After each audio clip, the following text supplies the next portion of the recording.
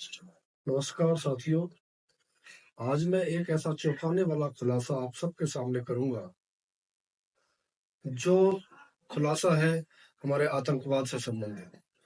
आज ही उत्तर प्रदेश की एटीएस ने एक ऐसा खुलासा किया है, 2 लोगों को गिरफ्तार किया है जो पाकिस्तान से मिले हुए थे और भारत की संवेदनशील जानकारी, खुफिया जानकारी सारी वहां को दिया करते थे। एक नाम है हारून का, जो दिल्ली का रहने वाला है, और दूसरा है तुफैल का, जो वाराणसी का रहने वाला है। दोनों को एटीएस ने गिरफ्तार किया।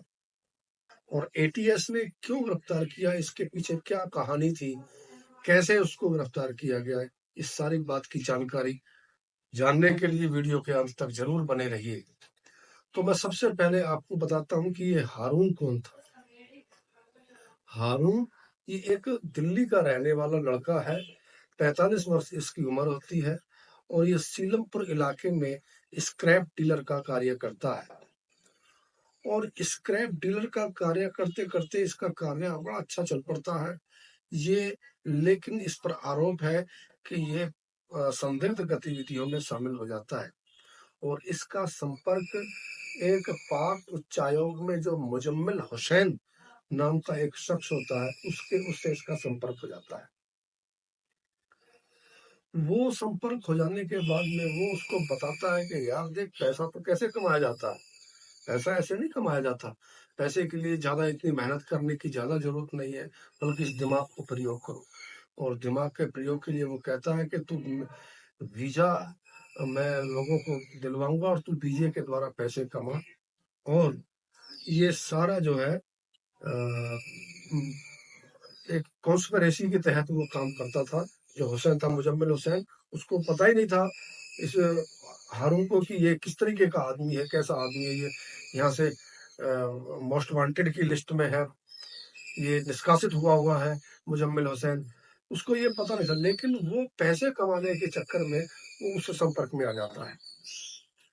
दूसरा तुफैल जो होता है, तुफैल उत्तर प्रदेश के वाराणसी का रहने वाला होता है। उसको भी वो भी आईएसआई ने गिरफ्तार कर लिया। आईएसआई के संपर्क में रहता था और उसको उत्तर प्रदेश की एटीएस पुलिस ने गिरफ्तार कर लिया है। वो भी आईएसआई के संपर्क में रहकर वो भी भारत की जानकारियां देता था। आईएस पाकिस्तान को भेजता था, आईएसआई को। और वहां से जो उनको कुछ वीडियो फुटेज मिलते थे, उन वीडियो फुटेज को भारत के अंदर वो माहौल खराब करने के लिए, हिंदू मुस्लिम के झगड़े कराने के लिए वो प्रयोग किया करता था।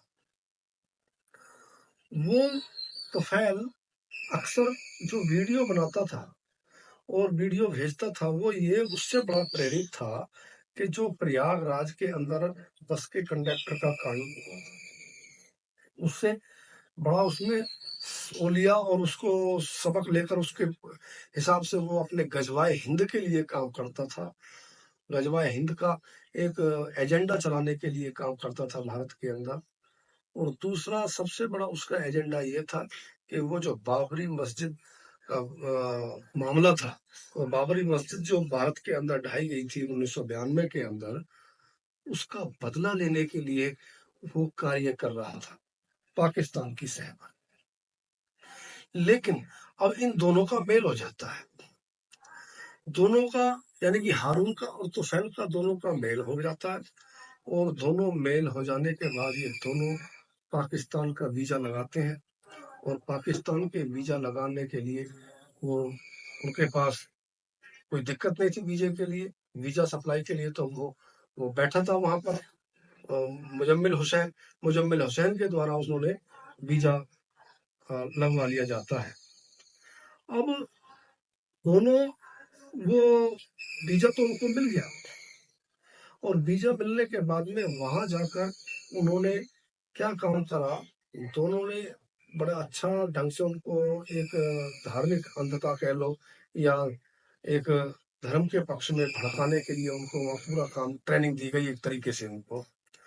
और उनको देने के बाद में वो एक आतंकवादी संगठन तहरीक ए लब्बैक से जुड़ जाते हैं, जो खुद पाकिस्तान के अंदर एक प्रतिबंधित आतंकवादी संगठन होता है।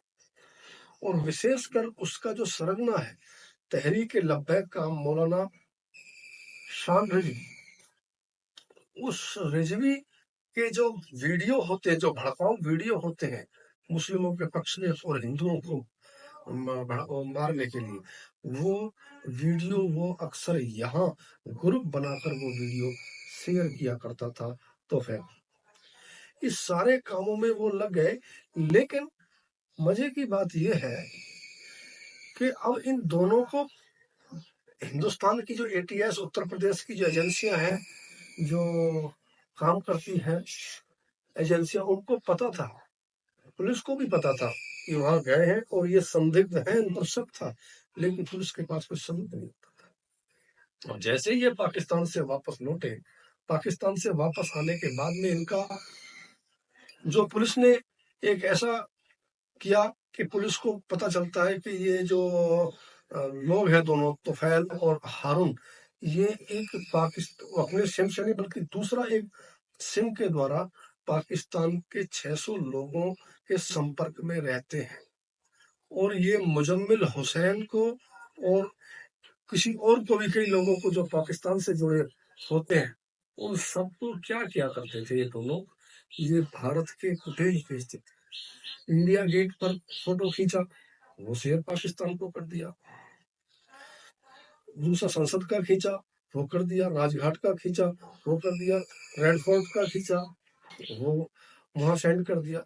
अब ये सेंड करना, फोटो खींचना, ये एक आम बात सी लगती है, लेकिन जिस हिसाब से वो फोटो, वो जानकारी वहां पर भेजते थे, जो एजेंसियों ने वहां छानबीन की है, वो संदिग्धता के दायरे में उनको लाते हैं। वो उनके अंदर, फोटोओं के अंदर क्या होता था कि किस वक्त कौन सा अधिकारी आता है, कहाँ कहाँ सिक्योरिटी है, कितने लोग सिक्योरिटी के लोग हैं, किस टाइम कौन सा नेता आता है, उसका आने का टाइम क्या है, उसका जाने का टाइम क्या है, ये सारे के सारे फुटेज इकट्ठे करके पूरी जानकारी वो पाकिस्तान को भेजा किया करते थे। अब ये एटीएस इसकी जानकारी कर रही थी गोपनीय रूप से।